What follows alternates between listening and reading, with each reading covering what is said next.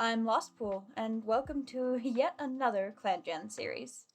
Yeah, I know this trend has been going for a long time and might very well be dead by now, but I'm finally ready to throw my hat in the ring. I, like many others before me, was inspired by Nyoko's Galaxy Clan series, which I highly suggest you check out if you somehow haven't. Nyoko definitely influenced a few things in specific, such as doing a lineup, as when I drew clans before, I did pages of cats. I also will be using her idea of spaying cats that get taken for more than a few moons, and you'll probably notice other similarities, but I'll be honest, one of the reasons I liked Nyoko's series so much is we have very similar styles. Animatics, random generators of sorts, and population controls were already things I would have done on my own, so I hope I don't come off as just completely copying her. I am doing something different though, since I decided to make things harder on myself and do 2 clans at once. So I'll have to draw twice the amount of cats each year. My reasoning for this is I wanted to do a high interaction clan and a low interaction one. With the high interaction clan, I'll be doing things like changing roles to make medicine cats or mediators, choosing the next deputy myself, choosing when we stop taking cats in on patrols, or on what patrols we do and do not proceed on, amongst other things.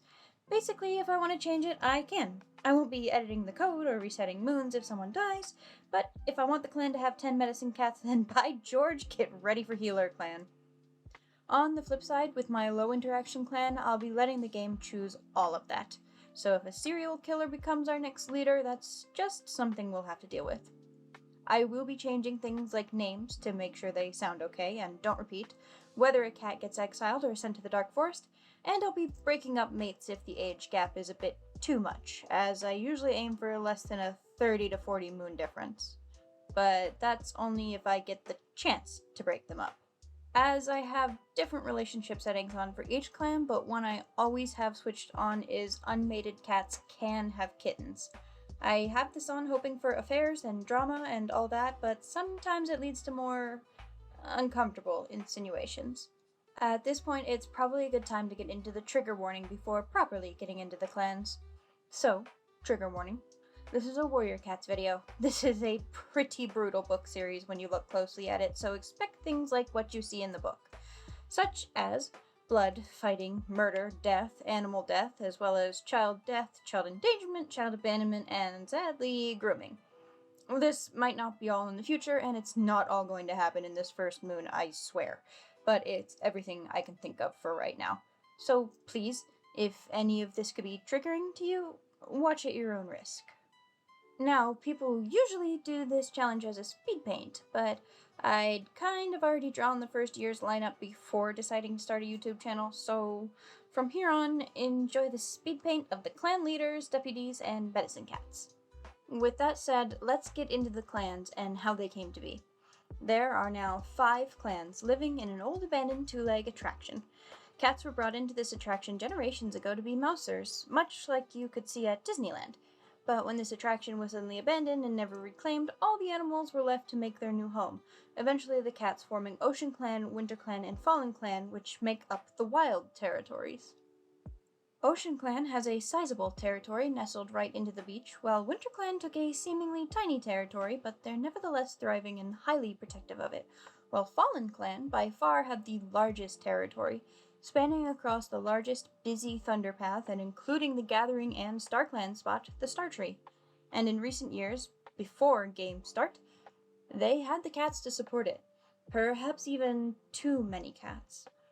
Too many cats for the leader to hear the discontent coming from some of the younger warriors, questioning his leadership, his strength, his right to lead, and the right for this clan to even exist. Dark forest cats whispered in the ears of young warriors and urged them to do something.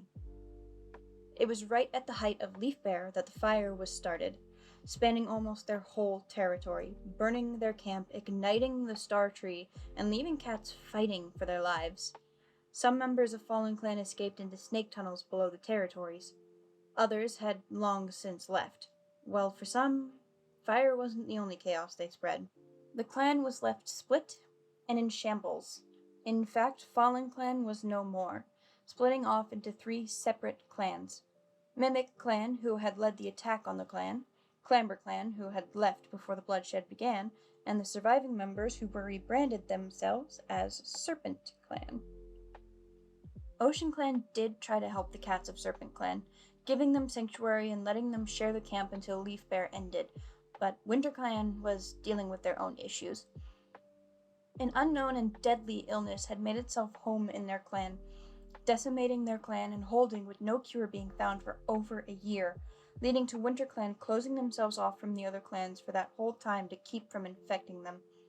The leader of Winter Clan at the time ended up sacrificing his remaining lives, letting his medicine cat try any cure she could think of onto him.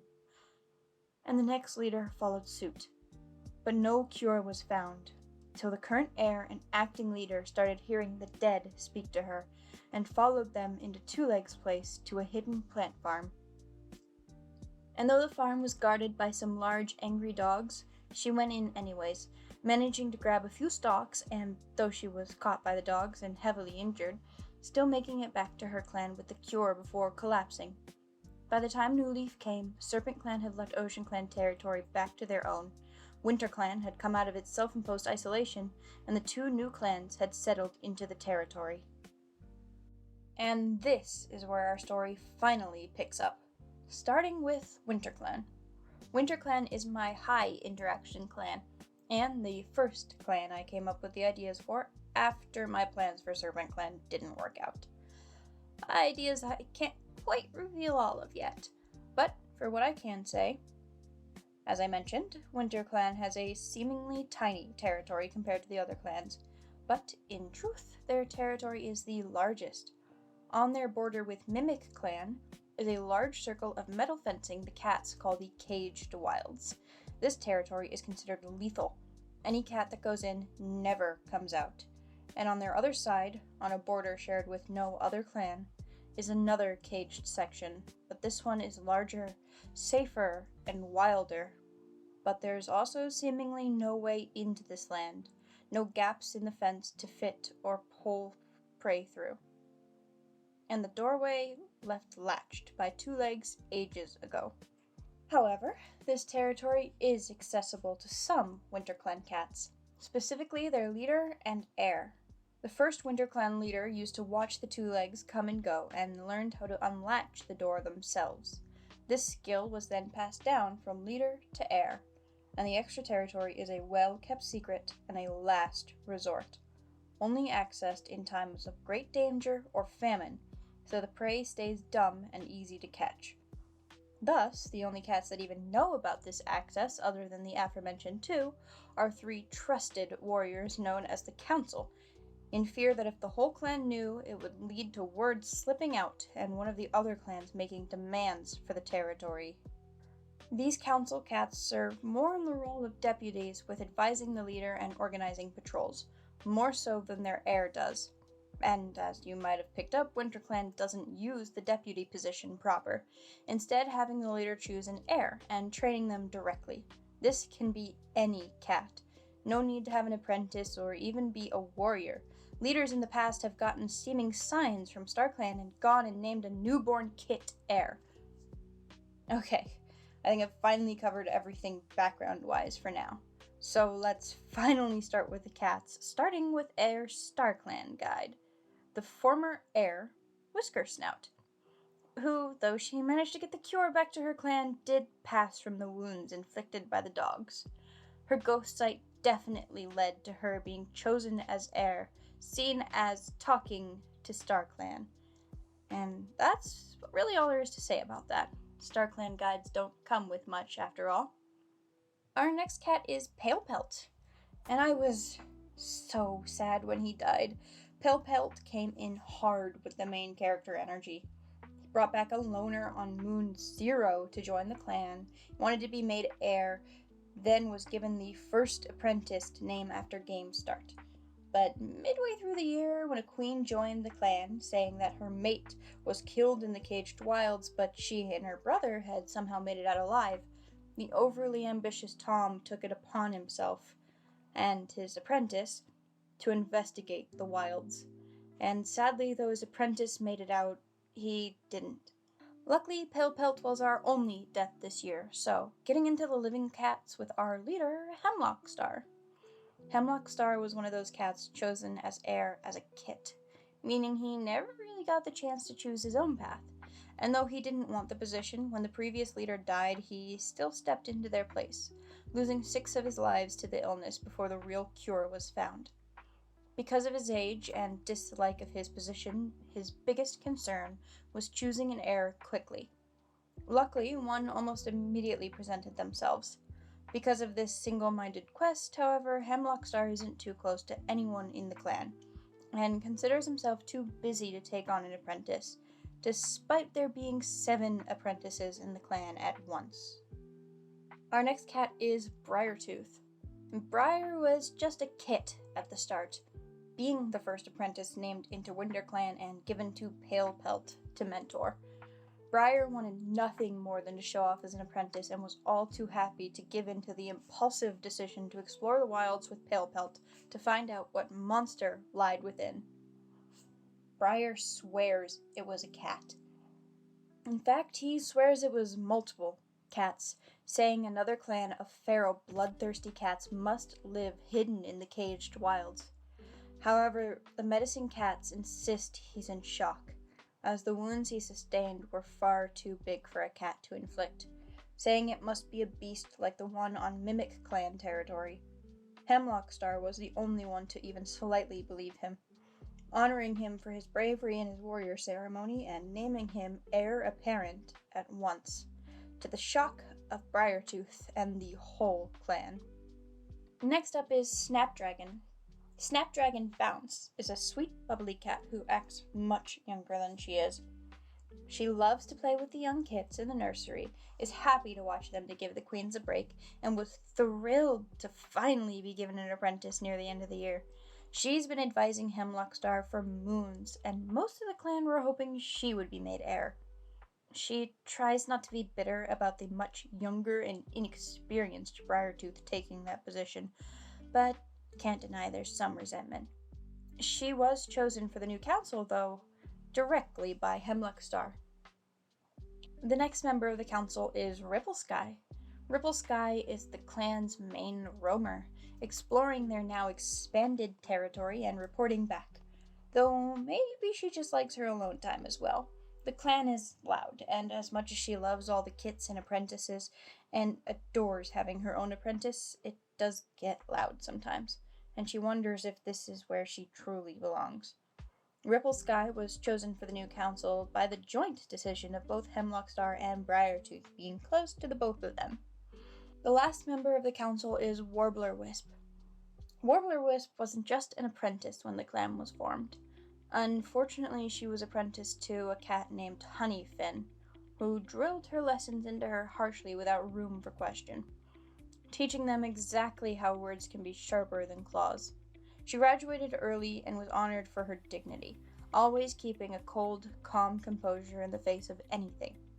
Right now, she's not returning or even aware of another clanmate's crush on her, and isn't really interested in anyone, more focused on her council duties, as she was chosen by the newly appointed heir, Briartooth. On to the medicine den.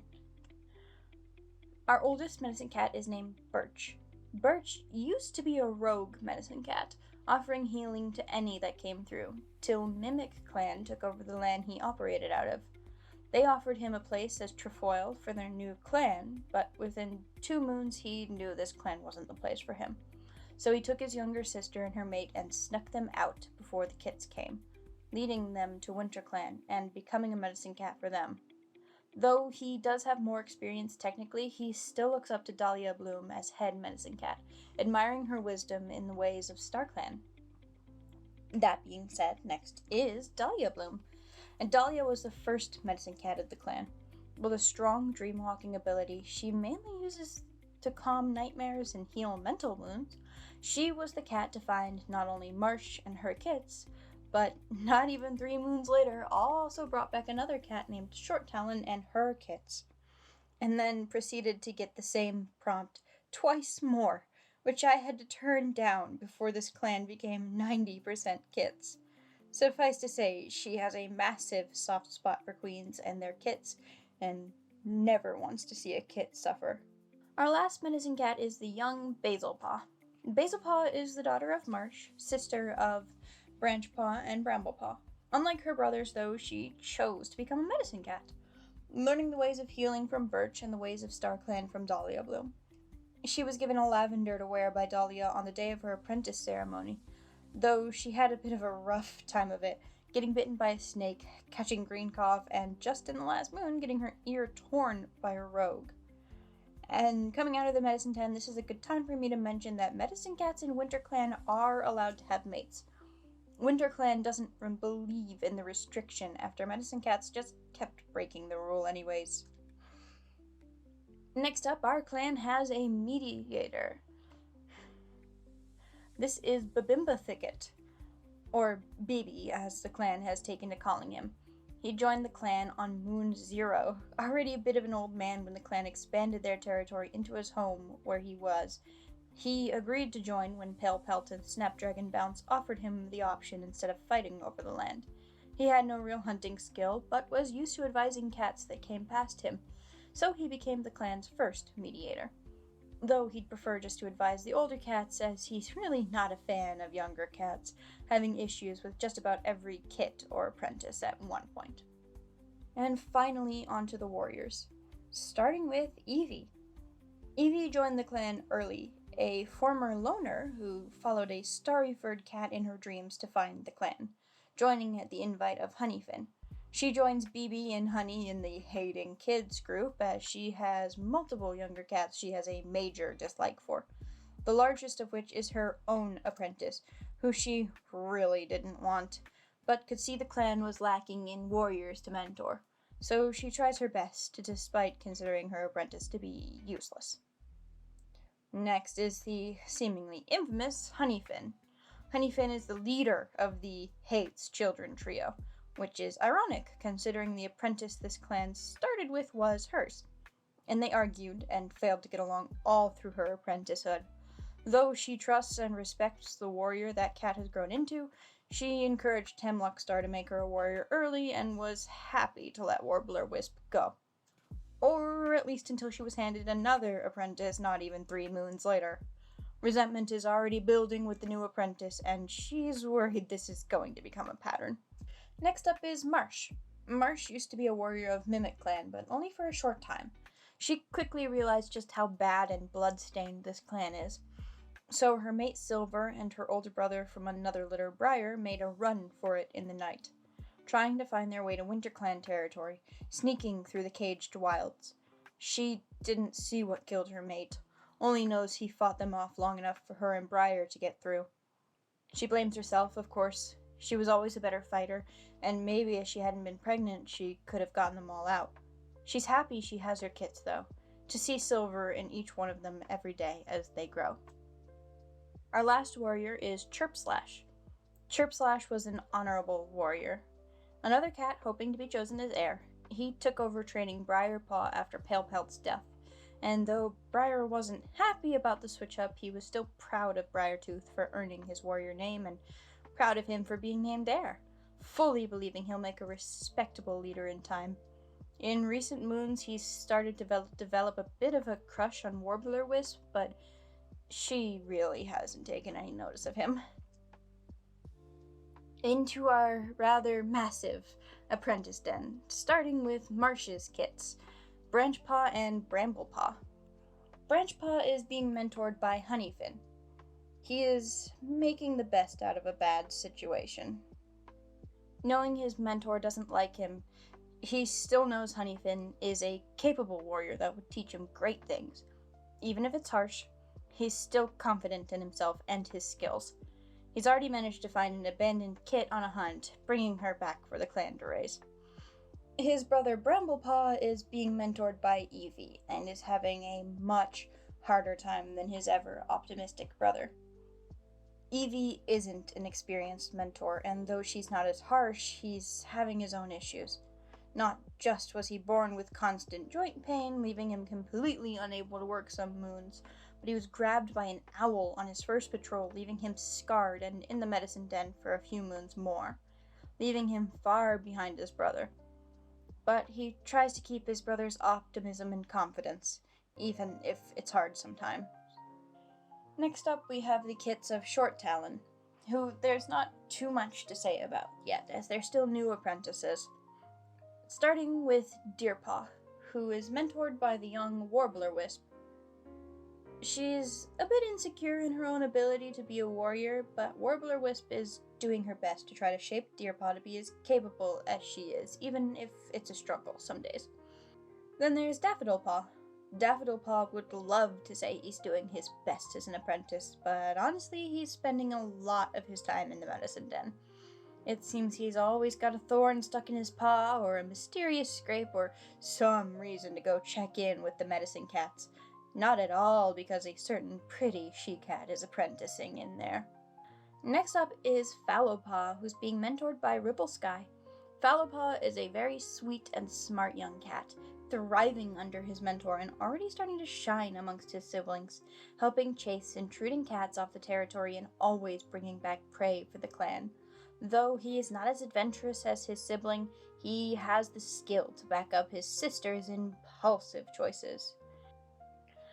Gilpaw was a handful, even as a kit, sneaking out at least 3 times before becoming an apprentice, always talking her littermates, especially her partner in crime Fallowpaw, into trouble. But her mentor loves her energy, and the two are happy to run circles around the territory together or with Ripple Sky and Fallowpaw. Last up, we have our elders and our kit. Our lone elder is Short Talon, who you've heard of a little already. She used to be a part of Ocean Clan. As a matter of fact, she was deputy of Ocean Clan. But she was exiled, though she won't tell her new clanmates why. She's just happy she found a nice place for her kits to grow up and for her to relax in her old age. And right now, she's taking care of the orphaned Fennel Kit. Fennel Kit was found abandoned as a kit by Branchpaw. She's not sure who her parents were. She can't remember anything. Just that she was cold, and now she's not. Staying curled up in the Elder's Den with Short Talon, listening to her talk about other clans. That and chasing bugs. She's had multiple statuses about chasing and eating bugs, so it seems we might have a good future hunter on our hands. Our second clan is Clamber Clan. Originally, I honestly was going to have Mimic Clan be our second clan, but I realized after a few moons how hard it would be to have an evil Dark Forest type clan as a low interaction clan. And I already knew I wanted Winter Clan to be my high interaction clan so that I could control their deputies and their story. So I kinda ended up with Clamber Clan. I did still want the old and new clan dynamic, and I got it. But getting into Clamber Clan itself, as you saw, this clan was originally part of Fallen Clan, but was warned and split before the attack, settling into a territory previously assumed uninhabitable, covered in old two-leg monsters and structures that are just massive with very little forest or prey. Due to this, the cats of Clamber Clan work closely with kitty pets and welcome them into the clan eagerly, letting kitty pets teach them to scavenge from the abandoned two-leg nests for bedding and prey. As well, the clan quickly took to climbing the massive two-leg structures to catch the birds that roost on top and for any herbs growing on them, meaning even the medicine cats learned how to climb as well as any warrior. Which is how the clan's young and reckless medicine cat ended up climbing to the top of the tallest structure in search of rare herbs, and instead found StarClan, coming back with an undeniable blessing of StarClan and declaration that Clamber Clan had its own place to speak to StarClan, deeming it the Star Seeker. This revelation did lead to the other clans seeking out their own places. Serpent Clan having the Star Den, where the Star Snake resides. Ocean Clan having the Star Cove, a cave covered in sea glass. Winter Clan has the Steel Stars, an old, massive two-leg monster decorated with the stars. And Mimic Clan has the Blood Pool, where wolves catch swans that land to meet. But despite all the clans having their own spot for Star Clans, Clamber Clan still has the closest bond to their ancestors. Their medicine cat getting a blessing to let them speak with the dead easier, and leaders getting a visual marker for their lives remaining. With that, let's get into the StarClan cats with their StarClan guide, Butterfly Nibble. Butterfly Nibble used to be a member of Fallen Clan and had been like a father figure to his apprentice despite his darker nature. Butterfly had been one of the cats questioning their leader's right to lead when his once apprentice came and told Butterfly honestly what his plan was. He was trying to recruit his former mentor, but Butterfly Nibble refused to renounce StarClan. His apprentice was disappointed, but accepted that, still urging Butterfly Nibble to get his friends and family and get out, which he did with those he could convince, Butterfly being the one to lead Clamber Clan to their new territory. Then, when the Medicine Cat came back talking about the Star Seeker, he went to gain his 9 lives as leader, but he didn't make the climb, falling to his death. From that moment on, climbing the Star Seeker was seen as a trial for leadership, and Butterfly Nibble became the clan's StarClan guide. Clamber Clan only had 1 death this year, that being Slumber Knoll. Slumber Knoll was just an apprentice at the start. Mentored to the leader, she became a wonderful warrior with strange dreams. She fought for her clan at any chance and died trying to chase out a dog that had scarred a clanmate prior. With that being their only death, let's get into the living cats. Starting with their leader, Inkstar. Inkstar became the leader of this young clan just as young. Not sure she was ready for the position, she was urged into it and became willing to do anything for her clan, almost immediately losing a life in Moon Zero. She was easily able to scale the Star Seeker to earn her place and her lives, though she does lean heavily on her far more experienced deputy. She loves her clan and especially loves rearing up 2 young cats, having 2 apprentices already and only 6 moons in, announcing she was carrying kits. She had a massive litter of 6 kits, with a cat she wasn't mated with and didn't even like. In fact, looking between them, the age difference and the traits of the other cat, mixed with the fact they didn't even like each other, led me to believe and put together that he had been grooming Inkstar, which we'll touch on a little more when we get to him. Next up is her deputy. Beam Seeker is the deputy, and was already a senior warrior when the clan was founded, a calm presence to balance out Inkstar. They haven't done much, mostly just working hard and serving her clan loyally. In the Medicine Den, we have Goldstrike. Goldstrike had a strong bond with StarClan and Visions, even as a kit. Happy to serve his clan, but worried about his own fate right now. Hoping multiple times to find a kit to be his apprentice, but for many moons not getting any signs for the limited supply of kits this clan gets. Until only recently, but only time will tell if the kit sees these signs too. And as I did with WinterClan, Clamber Clan, unlike the other clan, does actually follow the Medicine Cat rules, forbidding their medicine cats from taking mates or having kits.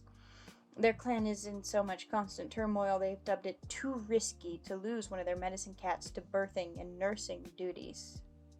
Getting into the warriors with Condor Stem. Condor Stem has yet to get an apprentice, but he doesn't let that show, helping with each apprentice the clan manages to get and forming very close bonds with all of them, which did leave him a bit crushed when Slumber Knoll died recently. And honestly, that's all. I kind of forgot he existed for most of the year. I had to change his name at the end because I was mixing him up with another cat, so I don't really have many notes on him. Whoops. Next up is Hail Screech. Hail Screech was just a kit when the clan started. He was a quiet kit who was always looking to the stars. Slumber Knoll mentored him, but Hail spent most of his apprenticeship wondering if this was the right path. More often than not, asking to go out with Goldstream to help gather herbs. Goldstream was always willing to listen to Hail's worries, including about the apparent vision Hail had of swirling shadows surrounding the camp. Hail had a rather massive freak-out moons later when Ink's kits were born, insisting one of them will be the danger his vision worried him about, though he isn't sure which one. He graduated a moon early and was honored for his daring, though it was clear Inkstar didn't mean that as a compliment, more saying, "How dare you?" Next to Hailscreech is Ferntail. Ferntail was actually found by a warrior after being abandoned in their territory. She remembers her parents, or at least her mom, was a kitty pet, but nothing other than that. She was mentored by Inkstar and trained closely with Hailscreech, forming a close bond with him, close enough to believe Hail's apparent vision and insist it must be about the kit named Shadekit. Thus, she has been intently and suspiciously watching the baby. They graduated at 14 moons old, and she was honored for her spirit. Next up is Podswipe. Podswipe was trained by the deputy Beamseeker, showing great honor the whole time, having guides not just from Beamseeker, but from cats he saw now and then in his dreams, starry cats that helped guide his paws. He was on the patrol with Fernpaw and Slumberknoll when they encountered the dog. Slumber was killed, and his leg was badly mangled, leaving him having to wear a brace for the weakened joint. Next up is Sablechill. Sablechill loves to argue, constantly bickering with people about the warrior code and right and wrong and anything else he can get them to bicker about. He's really hoping to get an apprentice here soon, and the new batch of kits is a good sign in his eyes. Till then, he, Mossy Needle, and Podswipe are practicing for when he does get one. Last up for our warriors is Mossy Needle, the oldest warrior in the clan. He helped found this clan and was more than a senior warrior at the start.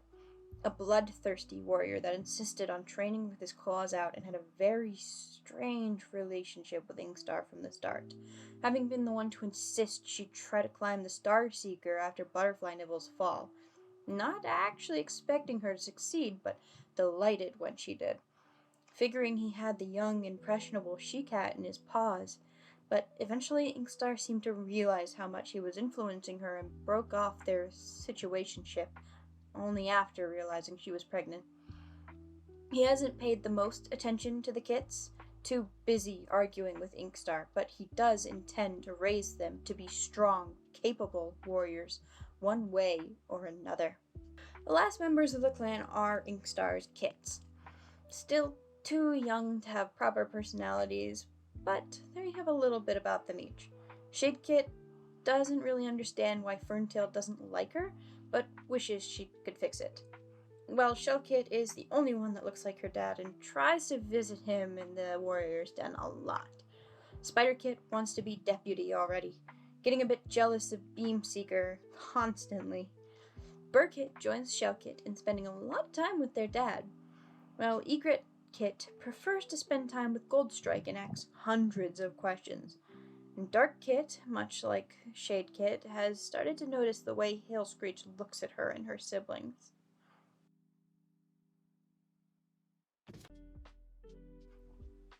And that is the end of our two main clans, and that leads us into the other clans, or the positions of power in them at least, starting with the leaders. Obviously, we've already talked about Hemlockstar and Inkstar, so Mimic Clan's leader is a cat we've seen a few times already as well, Bloodstar, a young leader who denounced the ways of the clan and follows the Dark Forest's will. He learned how to set fires as a young cat, and Mimic Clan does not hide that fact, threatening to burn enemy camps.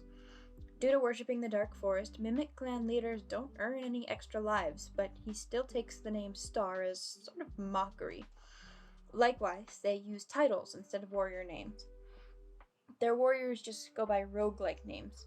Healers are titled Trefoils, kits are Scions, and apprentices are Tyros. These titles go before their names, unlike warrior names, so a Frost kit would go from Scion Frost to Tyro Frost to just Frost. Mimic Clan itself settled into an old two-legged den inhabited by bats and ended up working out a sort of symbiotic relationship with them. Many bats are ingrained amongst Mimic Clan, but some bonded with certain cats or positions. The leader's bat is named Ares, the largest of the bats, who I designed off of a painted bat. It's not really clear to the other clans if Mimic Clan can actually communicate with these bats, but they do at least have some level of understanding, that's for sure. Next over is Serpent Clan, led by Primstar. Primstar managed to save members of her clan by following a stark white snake into the tunnels below the territory, deciding to rename her clan after this. Rightfully so, as the Star Snake, as they dubbed it, has become their way of talking to StarClan, specifically its bite, meaning leaders must sacrifice a life to speak directly to StarClan, and only start with 8, losing their first in the process of gaining all the extras. Medicine cats likewise can't speak directly to StarClan and must focus on interpreting omens, leading the clan to rely heavily on prophets, cats who have much easier times interpreting and seeing the signs of StarClan. Though this leaves them with the weakest connection to StarClan of any clan, their leadership is passed on the easiest, having a legacy system in place, meaning only kits of the last leader can become the next. Serpent Clan leadership also adorns themselves with snake bits to symbolize their connection, leaders piercing their ears with the fangs of long-dead snakes. And that brings us to our last leader, Curly Star of Ocean Clan. As you can see, Ocean Clan power positions decorate themselves with fake shells that were once necklaces for humans before, the leader having attached seaweed as a crest and onto their tail as well. Obviously, the cats thrive in swimming and fishing, often hiding in sea coves. And this is where I'll finally explain that my original plan for these clans wasn't this. As I mentioned, my plans for Serpent Clan didn't work out, and that's because Serpent Clan was originally going to be a comic, and Ocean Clan was played in time with them, mostly just to give me more cat designs, but the comic idea wasn't really clicking right with me. But this means I didn't really take notes on Ocean Clan. I could have restarted, but I love some of the future designs so much I couldn't bring myself to do so. Instead, I went searching through notes of the dead and put together as much of a timeline of what happened as I could, but it's vague. So, sorry if Ocean Clan doesn't seem like they have much going on. But let's get into the deputies, which hopefully will be quicker. We've already talked about Briartooth with the council here, and we've talked about Beamseeker as well, but I did forget to mention his mark. It's not a StarClan mark like Inkstar's, but more like a paint mark that leaders give them when they choose their deputy. It can go anywhere on them, but it's usually on the forehead. Next up, we have Magpie of Mimic Clan. She is Bloodstar's mate, having practically grown up with him and always been at his side. She'd also been the cat to kill the fallen clan leader while Bloodstar set the fire. Safe to say she's more than a little bloodthirsty. The deputy bat is a panda bat called Dionysus, or Dionysus? I think it's the latter. Relatively small for his size, but insightful, warning of danger and supposedly choosing the next deputy based on who he bonds with. Serpent Clan's deputy is, of course, Primstar's only child, Drytail. There was another cat before him named Flightfoot, who was deputy while Drytail was still an apprentice, but he was kidnapped by Two Legs for a moon and came back to Drytail taking his position. Serpent Clan deputies wear a scrap of snake skin on their nose to signify their station, held on with a bit of sticky sap. And last is Rhyme Nettle of Ocean Clan. He's strong and loyal, and quite frankly, I hate his name. The deputies wear the necklace as an actual necklace with a sharp shell attached. Finally, on to the medicine cats. Obviously, we talked about Clamber and Winter, so starting with Mimic Clan's Trefoil Storm. Trefoil Storm is working hard in their clan. They're already looking at a tyro to take, not wanting to be the only healer to such a violent clan. The bat with him is Hestia, a tiny little Honduran white bat that's known to stay in the healer's den, helping sort out any herbs that have gone bad. There is another bat in the healer's den as well, seemingly her mate, a large hoary bat called Asclepius. I don't know if I'm pronouncing that right, but he tends to go out and help find and gather herbs with the trefoils.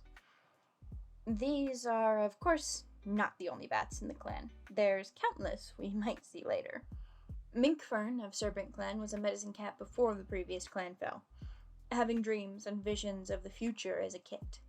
When their prophet Troublemaker joined the clan, she helped him work out those visions easier, and the two became very close. maybe even a little too close, as medicine cats having mates is forbidden in Serpent Clan, but he seems ready to disregard that rule. And though I forgot to draw it in this image, medicine cats of Serpent Clan pierce their ears and leave holes like snake bites in them. And finally, we have Leaf Beetle of Ocean Clan, wearing their shell over their eye. The medicine cats believe they'll see Star Clan through that covered eye. And then Voltage, he was a traveling healer they found frozen half to death in the snow who joined the clan. And with that, it's finally the end of year 1. Hopefully our next year won't be quite as long, since I won't have to explain so much throughout. I hope someone out there actually likes this. I've done my best to make what the game handed me into an actual story, and I'm really excited to do more, but that's all for now, and hopefully I'll see you all in the next video.